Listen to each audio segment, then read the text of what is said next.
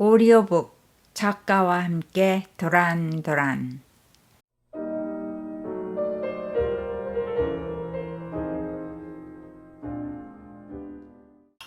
구독과 좋아요, 알림 설정 부탁드립니다.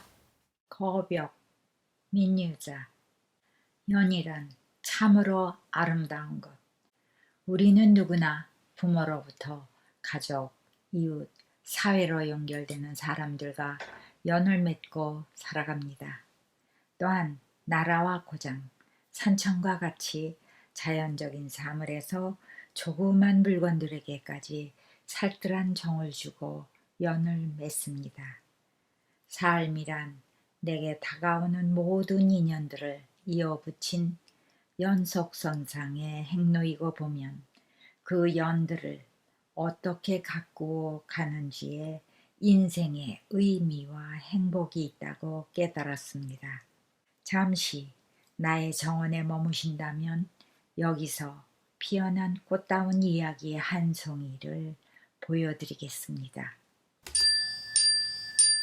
언제 봄이 오고 여름을 보냈으며 또 어느새 가을이 지나고 겨울도 가버렸는지 난 병원 신세를 벗어나고서도 무의미하기만 한 허송세월로 한동안을 보냈다. 아무것도 손에 잡히지 않았다. 아니, 잡을 수가 없었다. 눈만 감으면 경악할 꿈을 꾸고 사지가 오그라드는 것 같은 고통으로 신음하며 온몸이 땀에 젖어 깨어나곤 했다. 무서운 추락사고는 한 번으로 끝난 것이 아니었다. 날마다 몇 번씩 되살아났다. 꿈이 아니더라도 잠시 의식의 세계가 가라앉는 틈이 나면 끔찍한 순간의 악몽이 떠올라서 나도 모르게 눈을 찔끔 감고 진저리를 치고 소리치며 깨어났다. 몸이 받은 상처의 극심한 통증은 약으로 어느 정도 다스릴 수 있었지만 무의식의 기억 속에 깊이 새겨진 고통의 흔적은 결국 흐르는 시간만이 약이 되었다. 2년여 세월이 흐른 지금 몸이 받은 외상은 거의 회복된 상태다. 그럼에도 불구하고 아직도 때로 짧은 순간이나마 무의식의 그 순간이 송곳처럼 튀어나올 때가 있다. 연말이 다가와 그렇지만 백화점은 불경기의 연속 가운데서도 화려하고 많은 사람들로 붐볐다. 크리스마스 캐롤과 산타가 등장하고 사람들은 선물 보따리를 한아름씩 들고 바쁘게 걸어간다. 숙녀용품 코너에서 요즘 내 마음을 송두리째 앗아간 줄리를 위해 선물을 고르는데 누가 뒤에서 어깨를 툭 쳤다.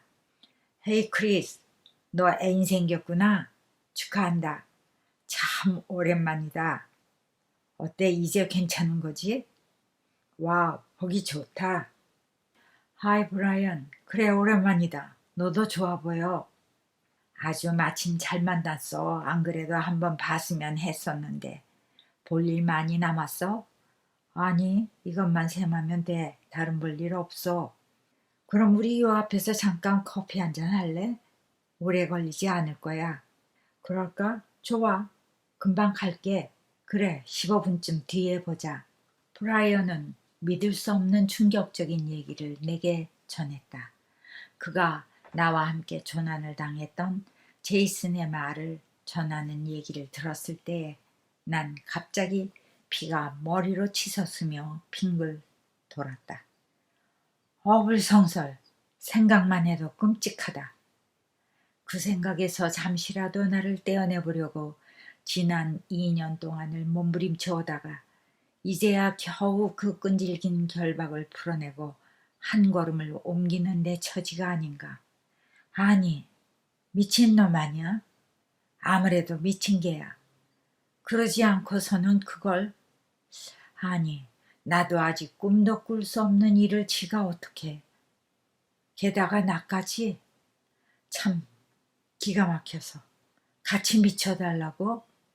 천만에 어림없지. 어림도 없어.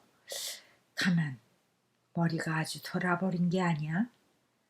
혼자 조금 그러다 말겠지. 아무렴 저도 생각이 있을 텐데 될 법이나 한 소린가? 브라이언 앞에서는 놀라 아연한 표정을 했어도 크게 내색하지 않았지만 집에 돌아와 생각할수록 정말 어처구니가 없었다. 내가 제이슨을 만난 것은 8년 전 한국 설악산에서다. 중학교 2학년 때 미국으로 이민을 와서 10년 만에 처음으로 한국 방문을 하게 되었다. 드문 일인데 마침 직장에서 한국으로 일주일 동안 출장을 가는 기회가 있었다.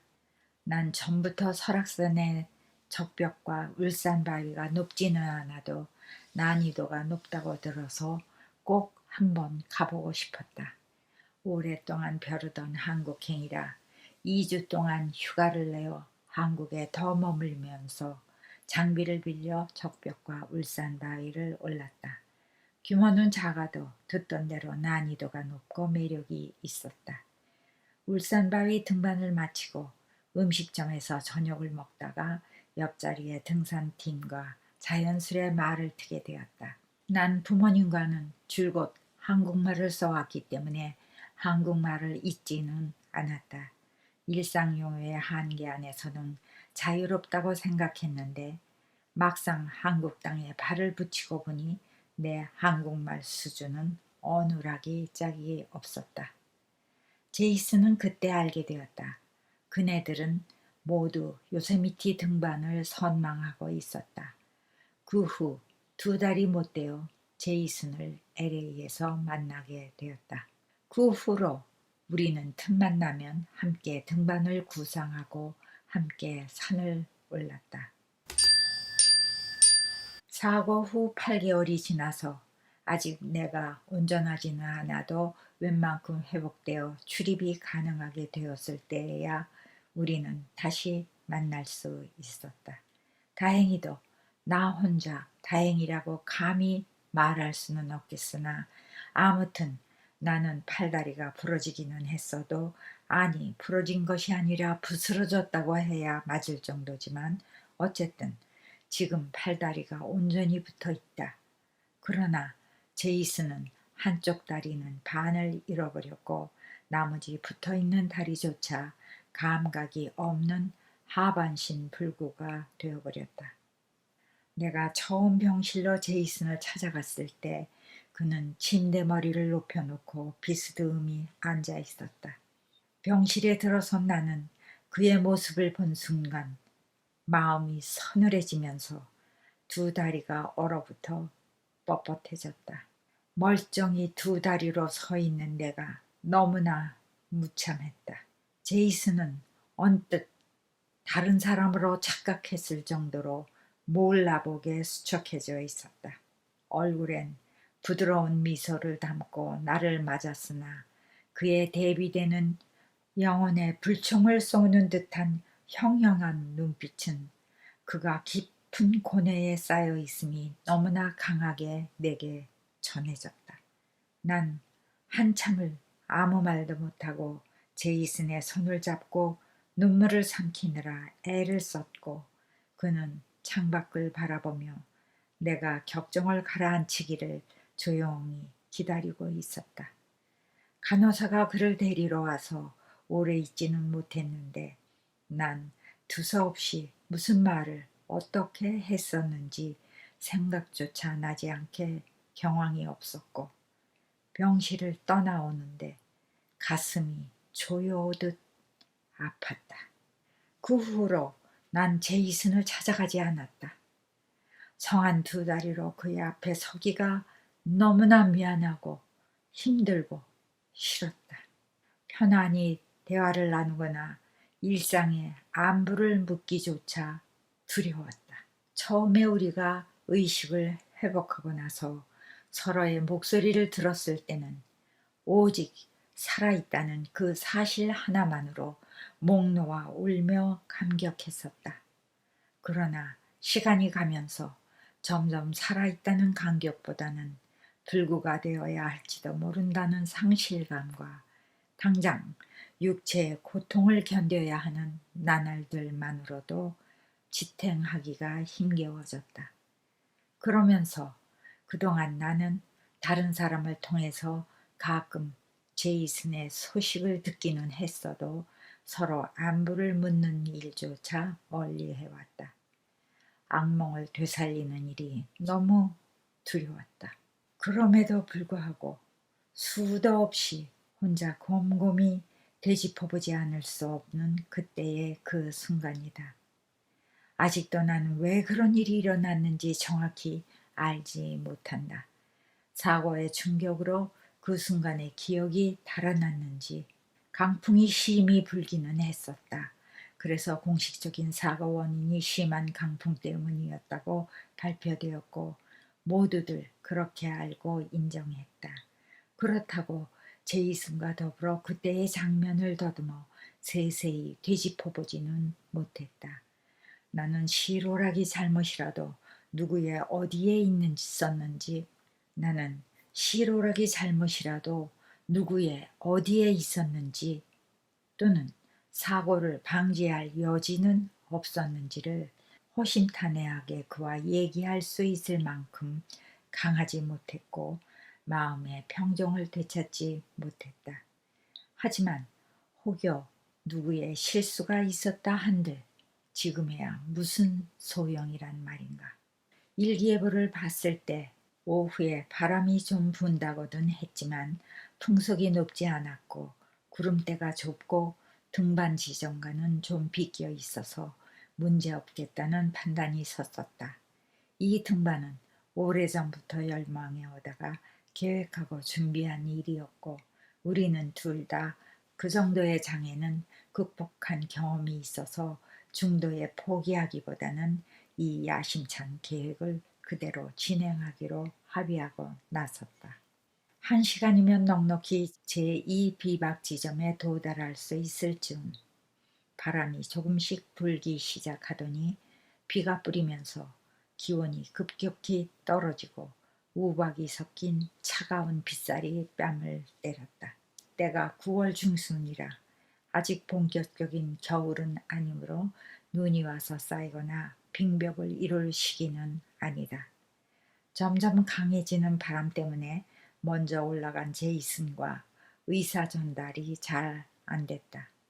하지만 우리는 함께 해온 시간이 많은 어우러진 단짝이었으므로 빨리 바람이 잦기를 바라면서 신중을 더하여 잠깐 멈추기도 하고 한 발 한 발 조심스레 오르기도 했다. 비는 오래지 않아 잠시 후에 그쳤다. 그러나 젖은 바위는 미끄러웠고 옷은 젖고 추웠다. 해가 기울면서 기온은 더 내려갔다. 완전히 깜깜하게 어둡기 전에 비박 지점에 도착하도록 서둘러야 했다. 서쪽 하늘의 구름만 거쳐주면 지상에서보다는 해가 좀 더 늦게 진다.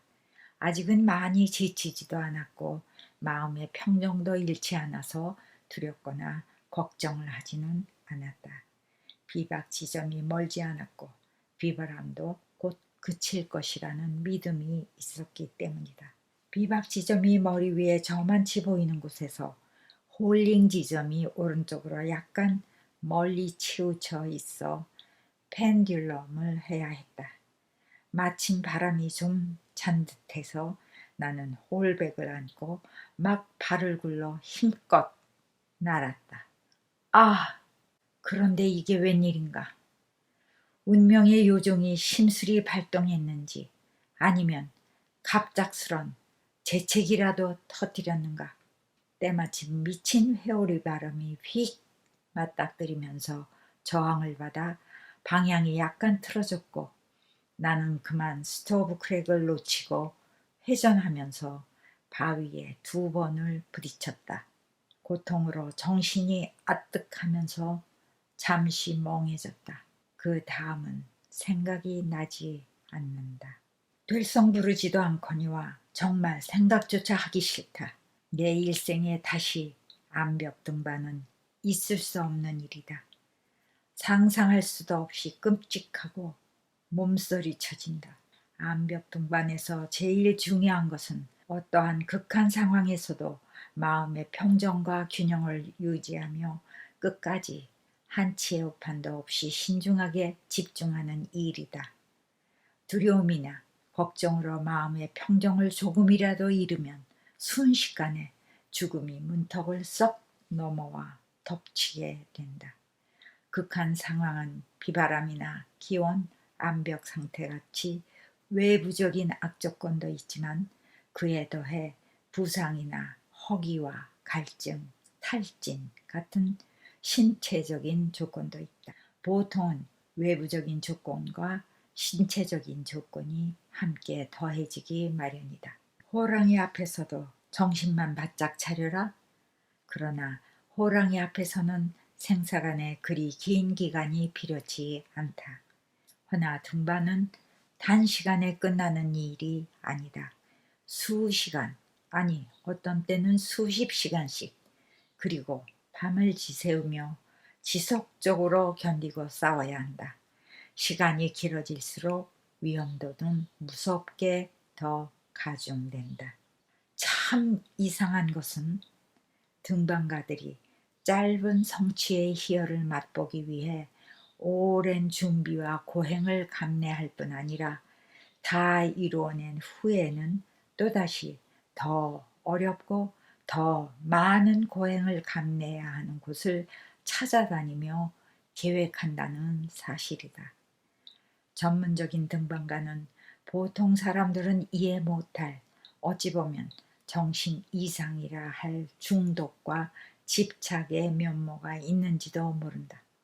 수많은 난관에서 철저한 절제와 무서운 집중력으로 그런 어려움을 이겨낸 경험들은 자기 안에서 일어나는 두려움을 굴복시키고 반드시 승리의 기쁨을 안겨준다는 믿음을 키운다.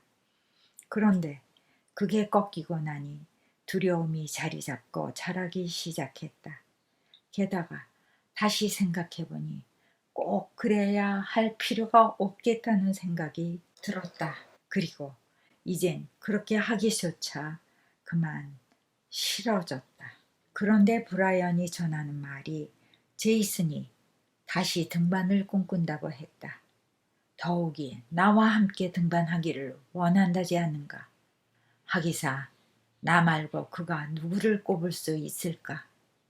브라이언의 말에 의하면 제이슨은 벌써 6개월 전부터 그 꿈을 실현하기 위해 수련을 시작했다고 한다. 제이슨은 나보다 2살이 어리다.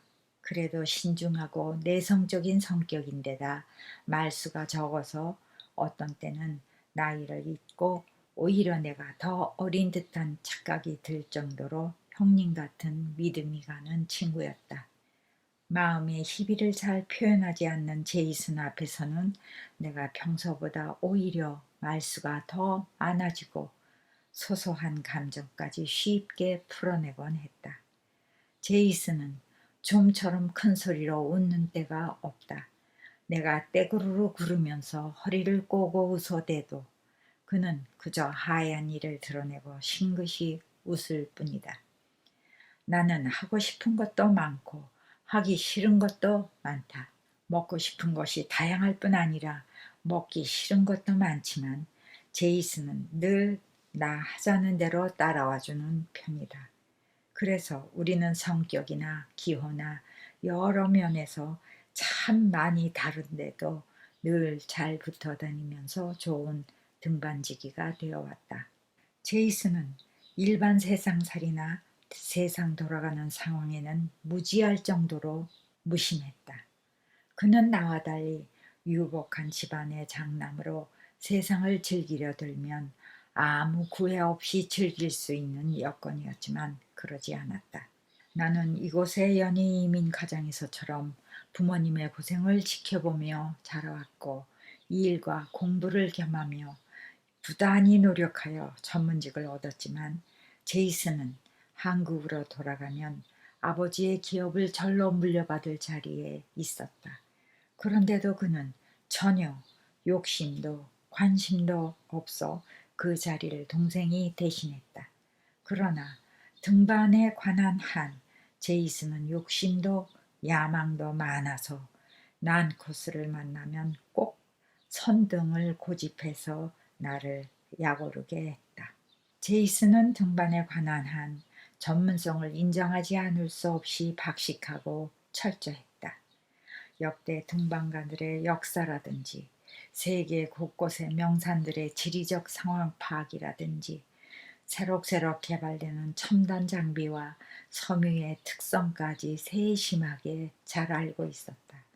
그리고 그는 등반하는데 그만의 철학이 있었다. 자연과 하나로 동화된, 자연과 연계된 듯한 영혼이 있는 사람이었다. 그는 산을 무척 사랑했고 그 점에 있어선 자존심도 강했다. 자연을 되도록 훼손하지 않는 범위에서만 최소한의 범주에서 장비를 설치했고 그에 따른 위험을 감수하고 고난을 자처하면서 그럴 때마다 놀라운 집중력과 탁월한 기량을 보여주곤 했다.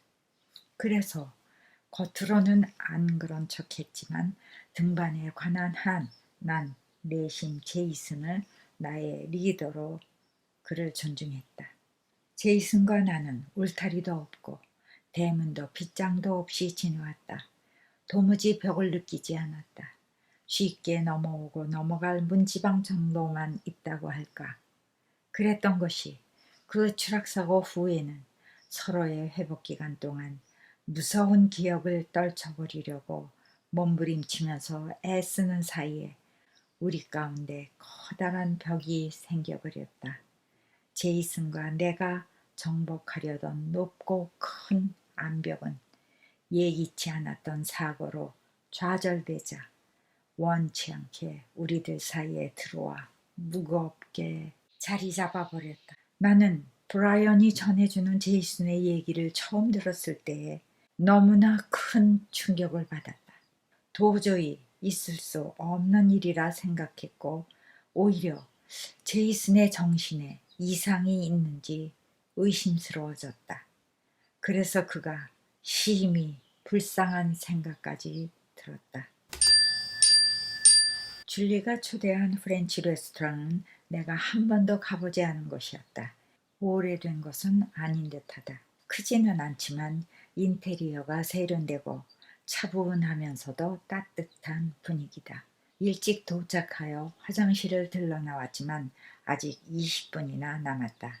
바에서 주문한 맥주를 막 한 모금 마시는데 걸음걸이도 시원하게 줄리가 들어오는 게 보였다. 시계를 보니 10분 전이다. 오늘 줄리는 치마의 앞주름이 부드러운 곡선을 그리며 왼쪽 허리에 모아지는 세련된 북청색 원피스를 입었다. 차분하면서도 고상한 품위가 돋보이는 그녀의 분위기를 잘 받쳐주는 옷이다. 아름다웠다. 많이 기다렸어요? 내가 늦은 건 아니죠? 아직 10분 전입니다. 그래도 기다리긴 참 많이 기다렸죠. 어머, 그래요? 얼마나 기다렸어요? 일주일 전부터 기다렸으니 얼마나 많이 기다렸어요? 아이, 난 또 많이 기다렸다는 말에 눈을 크게 떴다가 가지런한 이를 드러내며 웃는 모습을 보니 확 끌어당겨 꼭 안아주고 싶게 귀여웠다. 음식은 참 맛있었다. 특히 한국계 요리사가 두툼한 통돼지 삼겹살 스테이크를 오븐에서 굽고 크림을 넣은 듯 순한 맛에 다진 김치볶음을 얹어서 내온 요리가 맛있고 좋았다. 보기에도 먹기에도 불란서 요리임에 틀림없으나 저들이 쓰지 않는 식재료인 삼겹살과 김치를 사용해서 창조적인 새로운 요리로 탄생시켰다.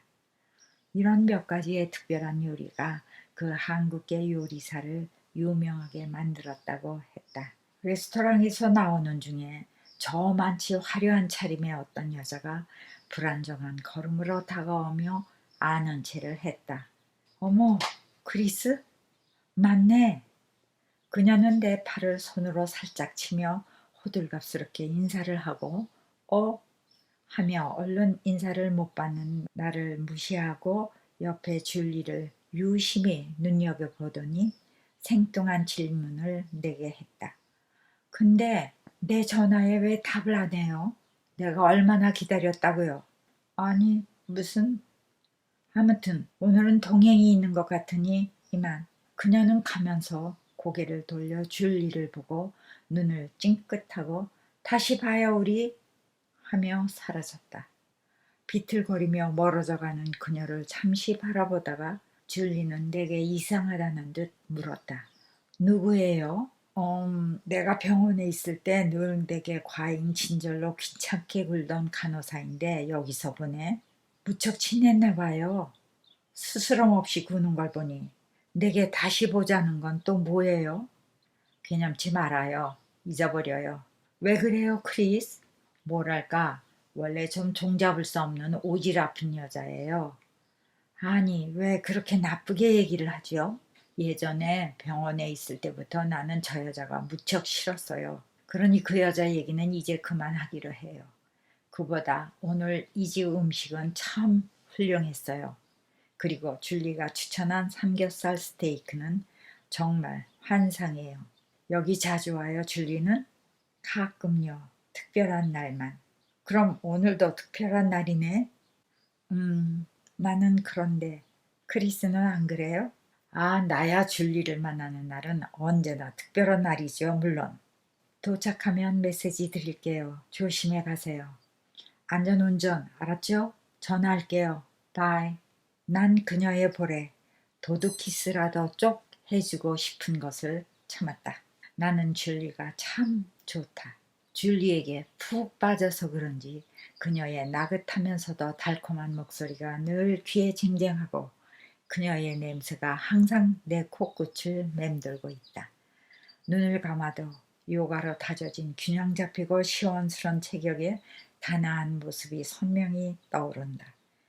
차분한 성격에 지적인 면모가 믿음직하고 푸근하다. 맑고 투명한 밝은 표정도 좋다. 특히 요즘 찾아보기 드물게 상대를 잘 배려하는 따뜻하고 고운 심성이 퍽이나 흐뭇이 좋다. 줄리가 자동차를 돌려 주차장을 빠져나오는데 아까 그 간호사가 다급히 손짓하며 다가왔다. 자동차 유리를 내리면서 줄리가 말했다. 웬일이세요? 잠깐 날 좀 보고 갈 수 있어요?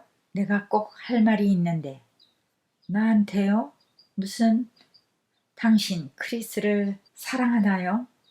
아, 아니 왜 그걸 당신이 나한테 묻죠? 내가 크리스를 사랑하는 여자니까요. 아마도 크리스가 당신 때문에 나한테서 멀어졌나 봐요. 그래서 내가 묻는데 당신이 크리스를 사랑하나요? 내가 왜 이런 데서 당신에게 그런 물음에 답해야 합니까? 줄리는 황당한 기분이 들어 상대하고 싶지 않았다. 기어를 바꾸고 떠날 차비를 하자 그녀가 재빨리 말했다. 내가 크리스의 아이를 키우고 있으니까요. 지금 뭐라고 했어요? 나도 지금 빨리 가야 해요. 이리로 전화하세요. 그녀는 쪽지를 차 안에 던지고 뒤도 돌아보지 않고 뛰어가 버렸다. 줄리는 어처구니가 없었다. 아니, 지금 이게 무슨 상황이지?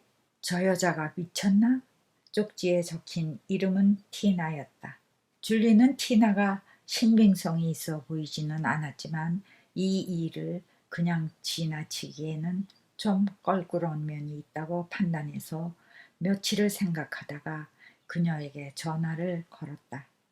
티나는 일도 해야 하고 아이도 돌봐야 하니 바쁘다며 자기 쪽에 가까운 곳으로 정하자고 해서 줄리는 40여 분이나 걸리는 곳을 찾아가서 티나를 만났다. 티나는 집이 가까워 차를 타고 오지 않았는지 간단히 손지갑만 들고 화장도 하지 않은 채 나왔다. 낮에 자세히 보니 맨 얼굴인데도 아무렇게나 내뱉는 표정과 말씨를 뺀다면 꽤 예쁘게 생긴 여자였다. 난 지금도 크리스를 무척 사랑하고 있고 크리스도 날 좋아했어요. 그러니까 당신은 물러나는 게 좋을 거예요. 그게 순서 아니에요? 게다가 우리는 아이도 있으니까요. 티나는 언제 크리스를 만났고 언제부터 좋아했죠? 그게 무슨 상관이에요? 우리는 처음 보는 순간부터 서로가 좋아했다고요. 운명처럼. 그럼 최근에도 크리스를 만났나요? 네, 그럼요.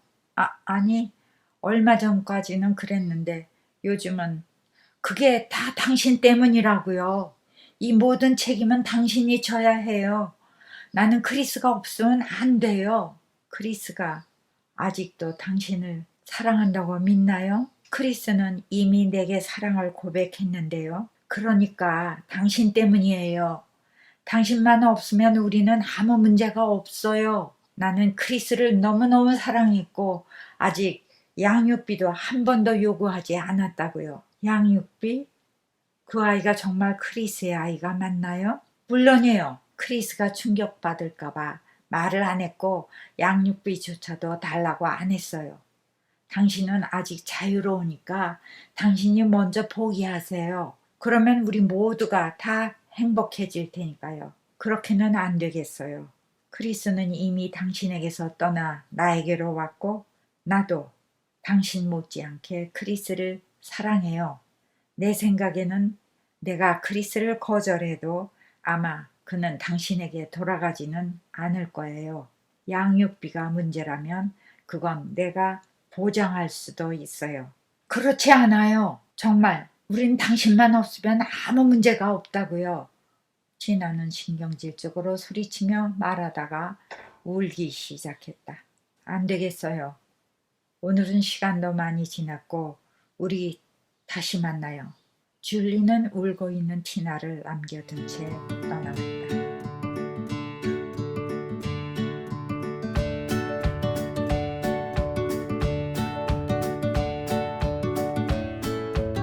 구독과 좋아요 부탁합니다.